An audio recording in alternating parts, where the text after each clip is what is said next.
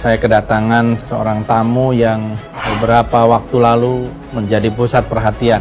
Siapa lagi kalau bukan Babe Haikal Hasan Baras. Malu lengkap banget Bang Tadi. Waalaikumsalam warahmatullahi wabarakatuh. Haikal Hasan meminta maaf kepada Ketua Umum PDI Perjuangan Megawati Soekarno Putri atas pernyataan yang menyebut Presiden pertama Indonesia Soekarno kerap memenjarakan ulama. Kesalahan ini harus saya akui, harus saya sampaikan permohonan maaf baik kepada Bu Mega dan seluruh keluarga besar dan sekaligus bangsa Indonesia.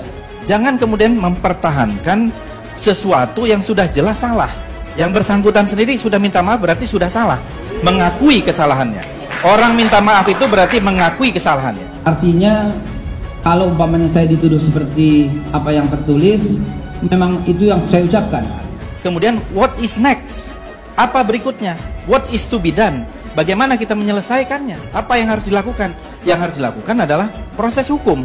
Yang harus dilakukan adalah proses hukum. Proses hukum.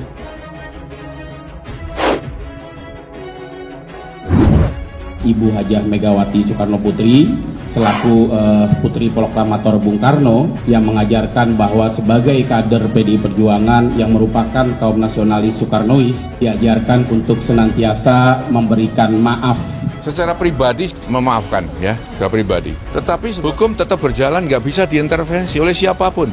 Pernyataan maaf ini disampaikan langsung di hadapan sayap Partai PDIP, Relawan Perjuangan Demokrasi atau REPDEM. Dalam pertemuan ini, REPDEM menerima klarifikasi serta permohonan maaf dari Haikal Hasan. Menyatakan menerima permohonan maaf Bapak Haikal Hasan atas pernyataannya tersebut. Jadi jangan pernah menyepelekan atau ngatain atau nyela orang-orang yang berani mengakui kesalahan. Hukum punya aturan sendiri, punya undang-undang sendiri. Maka hukum tetap hukum untuk berjalan sampai tuntas. Karena kita ini bersamaan kedudukannya di dalam hukum. Ini konstitusi kita. Kita bersamaan kedudukannya di dalam hukum dan pemerintahan. Ya, ini konstitusi pasal 27 ayat 1 kalau tidak salah. Artinya apa? Tidak boleh ada seseorang itu yang ini diproses hukum yang lain. Karena negeri kita memang aturannya begitu. Ya, oleh karena itu ya biarkan hukum terus berjalan. Nanti soal keringanan, pengampunan ada di ujung pada saat nanti. Seenaknya berbuat sesuatu setelah polisi melakukan tindakan, minta maaf. Ini apa-apaan yang begini. Saya sudah sampaikan kepada Kapolri, jangan lagi ada maaf, tindak saja. Kalau itu nanti diberi maaf, apa mungkin nggak tertib negara ini. Pernyataan salah, tidak. Pendakwa Haikal Hasan dilaporkan ke Barreskrim Polri atas dugaan penghinaan terhadap Presiden pertama Indonesia Insinyur Soekarno. Pelaporan ini buntut viralnya video ceramah Haikal Hasan yang menyebut bahwa Insinyur Soekarno adalah orang yang suka memenjarakan ulama. Bung Karno tukang penjarain para ulama. Bung Karno tukang penjarain para ulama bersama Rafatomnya. Saya sedang bercerita sebuah sejarah yang memang sebenarnya saya sadari memang tidak perlu diungkit begitu ya. Dan di antara semua pidato atau ceramah saya itu betul-betul saya mengagungkan, memuliakan dan mendoakan Bung Karno dan semua presiden-presiden yang sudah wafat.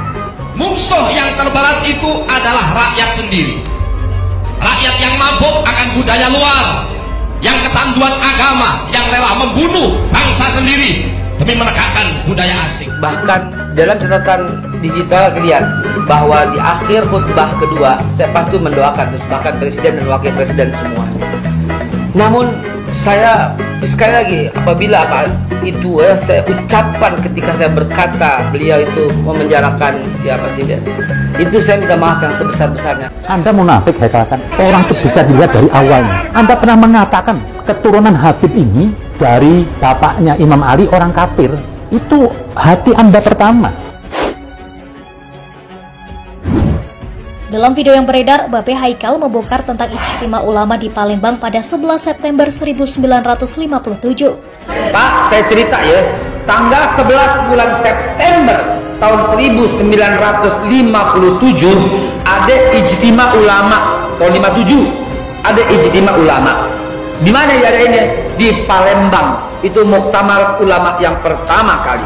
Karena kalaupun itu betul-betul terjadi, dan kita memang nggak terjadi pada zaman itu merupakan sesuatu yang kita kubur sama-sama. Saya ingat sekali pepatah mikul dhuwur mendem jeruk ya. Ya. Saya ingat pepatah itu ya udah begitu. Babe Haikal mengatakan Bung Karno menuduh ulama yang sedang rapat dan muktamar itu amoral. Haikal Hasan menegaskan bahwa kejadian ini adalah sejarah yang tidak boleh ditutup-tutupi meskipun Soekarno orang yang berjasa. Mereka menuduh ulama yang sedang rapat itu, yang sedang muktamar itu amoral, kata Bung Karno. Jangan ditutup-tutupin, ini sejarah ini. Dan kita hanya menceritakan kebaikan-kebaikan, dan jangan lupa gitu ya, bahwa bangsa yang besar itu bangsa yang menghormati jasa para pahlawannya. Proklamator kita, saya sempat menyebutnya seperti seorang wali.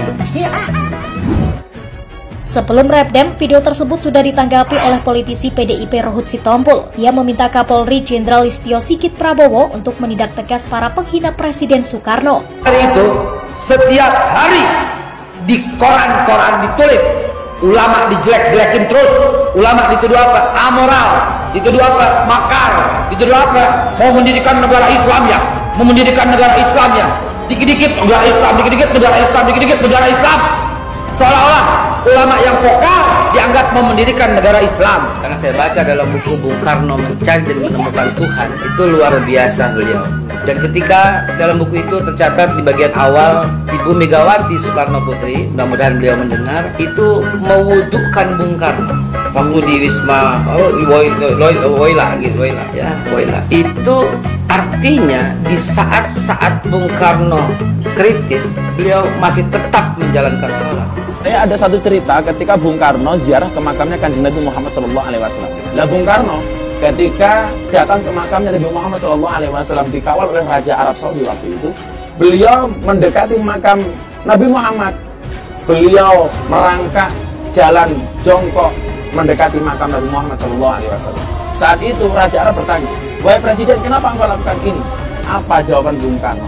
"Saya memang presiden, Anda memang raja, tapi yang kita datang ini adalah manusia terbaik sepanjang zaman." Artinya memang Allah Subhanahu wa taala menjaga proklamator kita ini, insya Allah. Dan ucapan saya, kalau seandainya ada yang kurang berkenan, sekali lagi saya minta maaf yang sebesar-besarnya. Dan tadi dengan luar biasa saya sangat menghormati beliau, sampai beliau juga ikut mengucapkan. Dan ada ratusan Gus, kalau Gus Rafiq lihat ratusan. Hati Anda itu bengkok dengan Habib, tapi Anda sekarang memanfaatkan Rizik untuk misi Anda. Anda mungkin juga di gerbongnya Radikal, cuma Anda sekarang bertopeng Habib, ingin mengambil dari wilayah ini. Kok sekarang Anda jadi berubah pencinta Habib pakai nangis? Aduh, ondel-ondel lah bagi saya Anda nih, gak ada pentingnya. 39 bulan orang gak lihat matahari, bagaimana coba? Sampai saya datang, kalau di ruangan ada CCTV gitu kan. Sampai dia ngomong, "Pak, polisi mau bunuh saya, Pak." "Gampang, nggak usah ngikutin, dengan anak buah saya dikorbanin, mati saya sekarang nggak apa-apa." Harusnya yang begini diangkat, kenapa? Ini bahaya menurut Haikal Hasan, akan memengaruhi banyak orang. Mendingan seorang narkoba, seorang pezina, dia sendiri yang punya masalah. Tapi orang yang menebar fitnah itu, ini mau domba, ini yang lebih bahaya.